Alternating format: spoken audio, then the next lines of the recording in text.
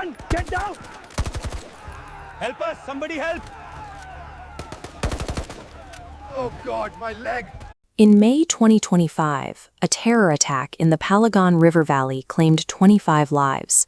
At 1:05 a.m. on May 7th, India launched Operation Sindoor.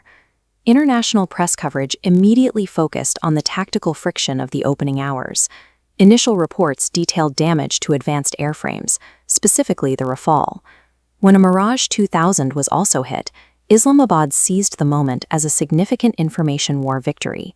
While headlines focused on individual losses, they missed the systemic campaign that was beginning to unfold.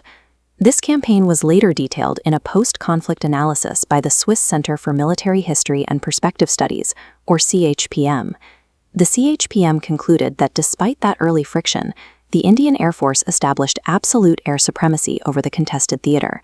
The transition from the first strikes to total control took exactly 88 hours.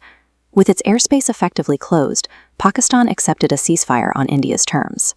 How did an operation that began with publicized tactical damage achieve this level of dominance in less than 4 days?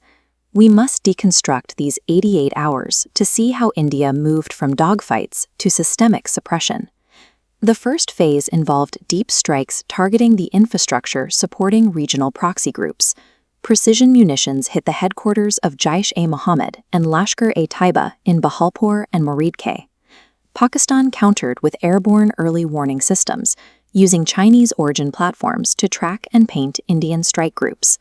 These platforms guided PL-15 long-range missiles into incoming Indian formations, resulting in a chaotic furball involving 60 Indian aircraft and 40 Pakistani defenders. In this attritional fighter-on-fighter environment, Pakistan was able to score its localized tactical successes. Sustaining this level of attrition against a near peer is a strategic dead end. Within hours, the Indian Air Force pivoted. India shifted its primary effort to SEAD, the suppression of enemy air defenses. To do this, they deployed the BrahMos supersonic cruise missile. They paired it with the Scalp standoff missile, allowing them to hit multiple targets simultaneously from long range. The focus shifted from the aircraft in the sky to the foundational architecture on the ground. These standoff weapons bypassed the Pakistani fighter screens entirely. As the radar sites were destroyed, the defending interceptors lost their sight. Blinding the adversary's ground-based radar is the technical prerequisite for establishing air impunity. With the radar net down, Indian strike packages could move to the final offensive stage, the destruction of the runways themselves. By cratering runways and logistical hubs, the remaining Pakistani air fleet was effectively grounded. Pakistan attempted to respond with artillery and drone swarms directed at the border. These strikes caused significant casualties among the ground personnel holding these positions. To counter these threats, India activated its Akash-Tir network. This system automates the defense process, linking tracking data directly to interceptor firing solutions. High-altitude threats were intercepted by the S-400 system. The Barak 8 provided the medium-range layer of the shield. By combining an automated defensive shield with the systematic destruction of enemy airfields, India effectively removed Pakistan's ability to contest the theater.